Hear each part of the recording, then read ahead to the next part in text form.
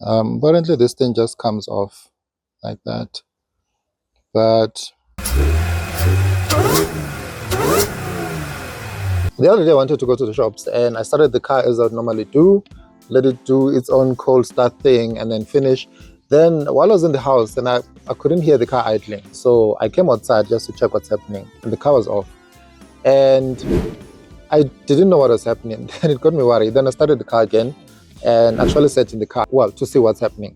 Then the car switched off while I was in the car. Then I was like, what is going on? And there's no fault, there are no fault codes on the dash, nothing. I decided to scan the car for fault codes to see what's happening, what would pop up. And these two actually came out, these two fault codes.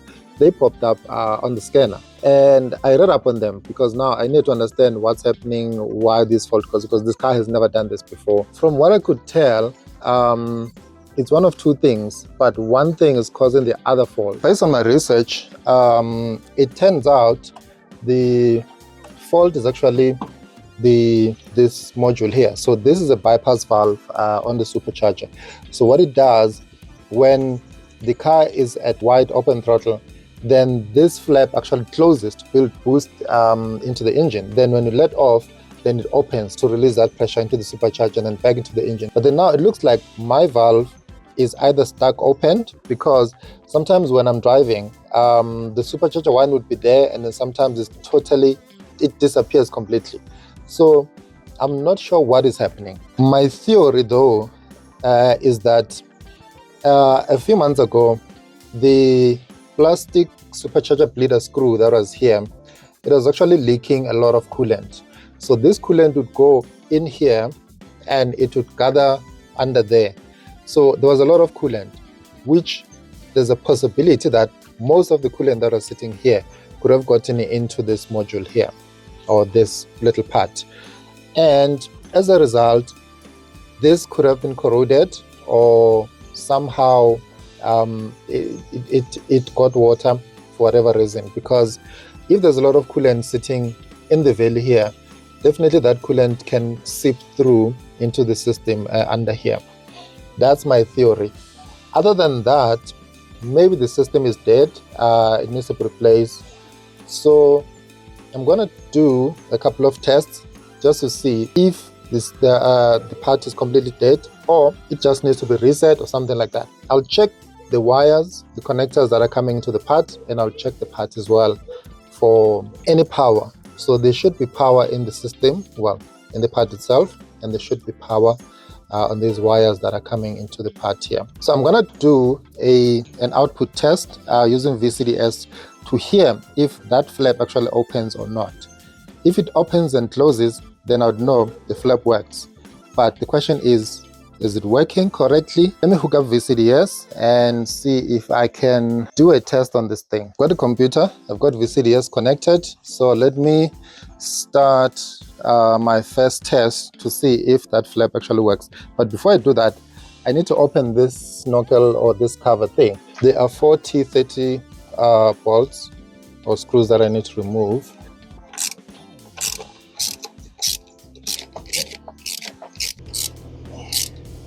Right, so I've got all 4. Well, the other one just fell in there, but I've got all 4 removed. Then I'm gonna take off this scoop here.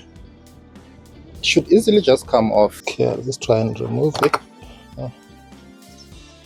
Okay, it has a gasket. Right, let's take a look inside. So this is just the cover. It's got a bit of oil, and this is the flap itself. Shine some light in there. So this is the flap itself. I told you about coolant that I had leaking from the bleeder screw, this one here. So you can see there's a bit of coolant still down here. There's coolant, it's still there. So I'm suspecting maybe some of that coolant made its way up the gasket through into the system in here and messed up some of the things, or into the motor itself here. Not really sure. So let me do the flap test and see if this flap actually works. If it does, then good shot. Then we'll move on to the next one. So engine is turned on. Okay, so on VCDS, I'm going to select control module.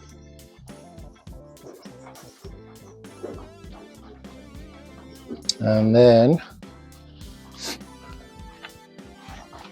go into engine,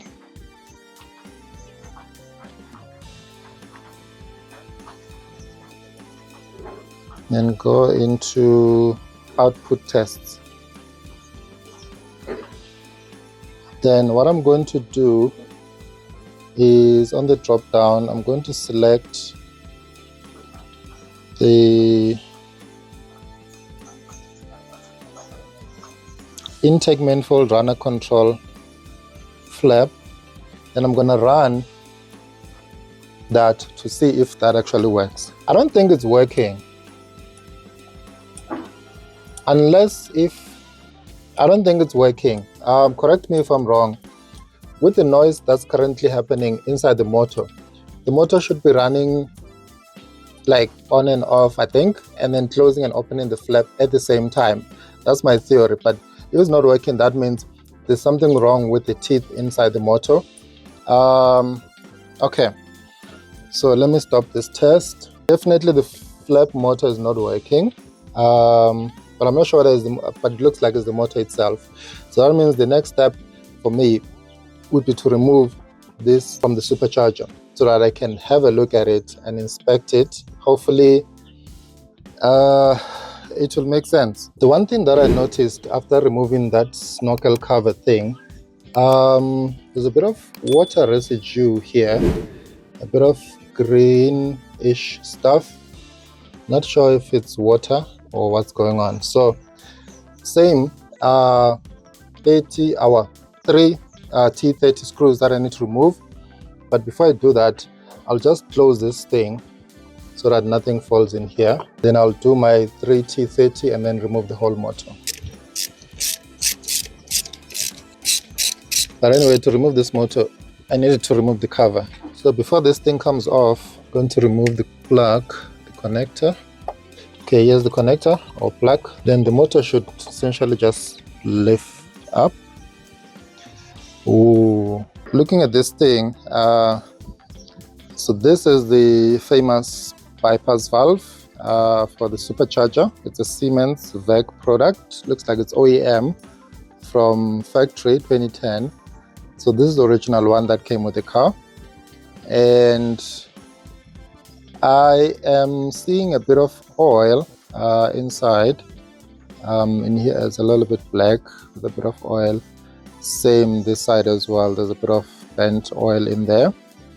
And my concern is that there's a bit of water or whatever residue here, probably from coolant leaks, and especially the one that was on the supercharger bleeder valve. I think that's the one that actually caused a lot of damage.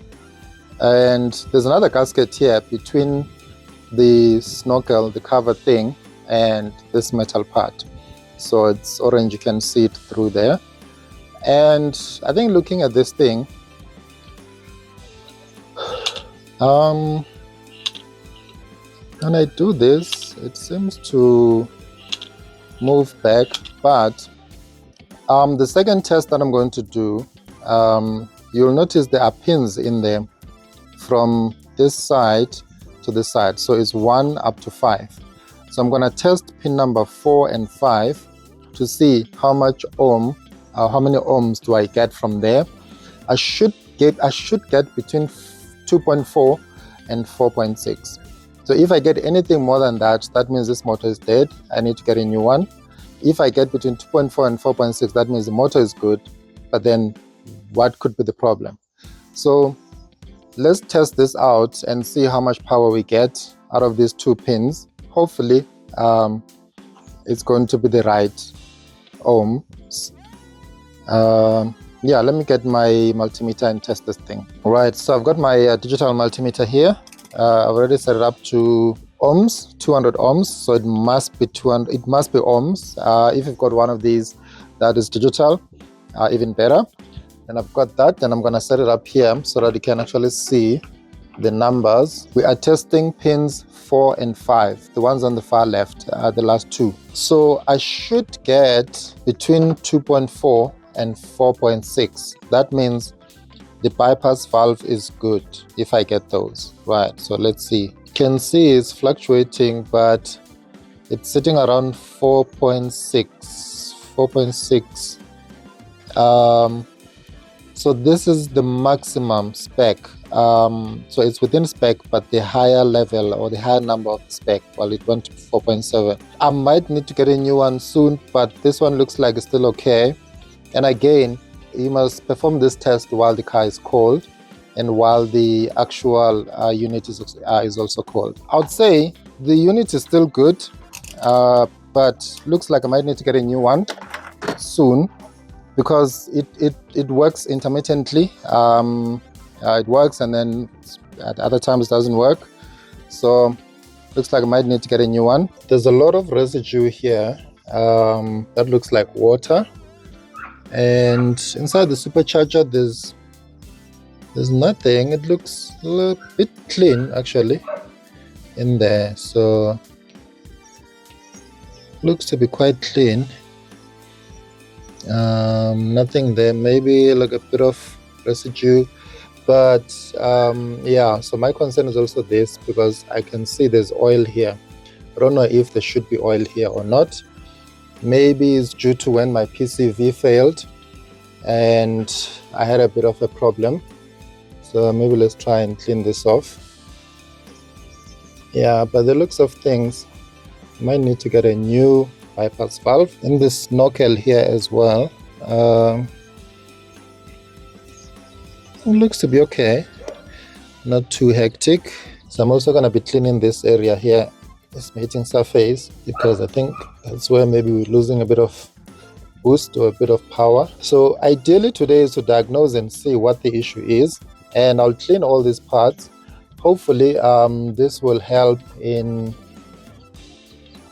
restoring power to this car and it won't switch off while I'm driving, hopefully. While I'm there, let me just get rid of that coolant, because I don't like coolant sitting there. So that is dry, a bit clean. Should there be oil in here? The gasket has a bit of oil, so I'm going to clean it anyway to make sure it's dry so that it can seal properly. Let me know down in the comments. So let me clean this and make sure that it's dry and it's easy to sit in there and just seal everything properly. So I went ahead and opened the unit. So I've already removed all screws that are holding it together. Let's try and open it and see. Oh, there's a bit of dust in here.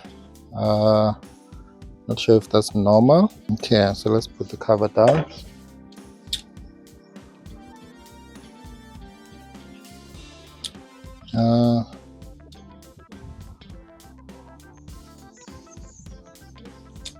So the teeth on this part, they're still okay. Apparently this thing just comes off like that, but everything else doesn't seem to be finished in here. So the gears are okay. There's just a bit of grinding or a little bit of dust. You can see there's a bit of dust here.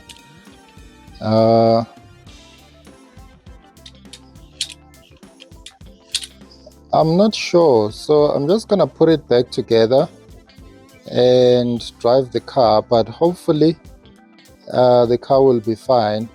But I think the main thing that I need to do, or the most important thing that I need to do now, is get myself another unit.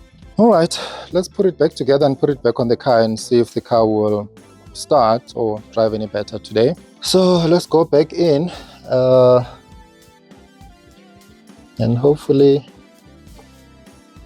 it will seal a little bit better. So that means I have to make sure that it seals properly. So the idea is to just settle them in or set them in nicely before torquing them down completely all the way, because there's still a bit of movement. Then I can put the cover on and then make sure that it's seated properly. Okay, so the little snorkel cover thing is on, this one here. And I'm going to sit these ones that are holding the snorkel cover thing onto the supercharger.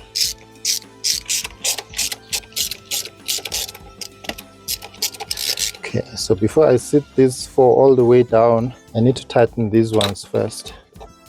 Again, in a crisscross pattern, then I can deal with these ones. Okay, all right, so everything has been put back together and Here's a power cable, well, power connector. I couldn't test the voltage out of this connector anyway. I'm just gonna connect it as is and hope for the best, because it clicks nicely and then it connects properly. Start the car, turn it on, accessories, okay. Right.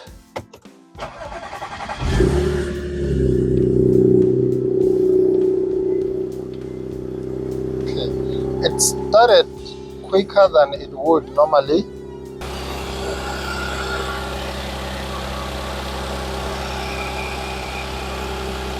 Car is idling nicely, no signs of anything that I can see for now. Let me let it warm up a little bit and then we'll give it some revs.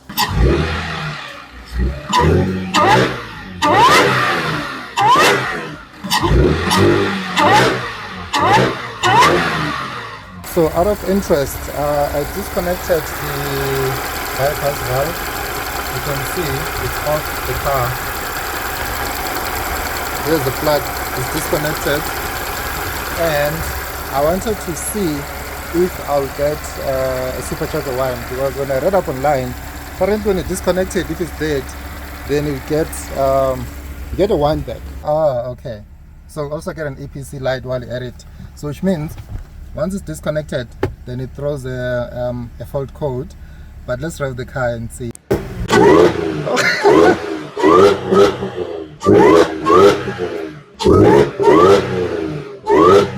Okay, I can confirm my bypass valve, and I definitely need a new one. Yeah, definitely. I think this thing is dead, needs to be replaced. Let's take it out for a spin. Hopefully the car drives fine, no issues. Okay, so I turned the car off and on just to clear the EPC light that was there. Go up here.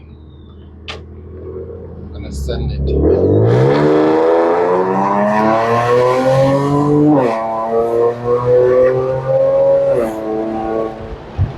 At least now we know what the issue is, and we just need to get another one, a new one. Hopefully we can get it. Yeah, if you enjoyed this video, please give it a thumbs up. Also subscribe to the channel if you haven't done so already. Click on that bell to be notified as soon as I upload a new video, and I'll catch you in the next one.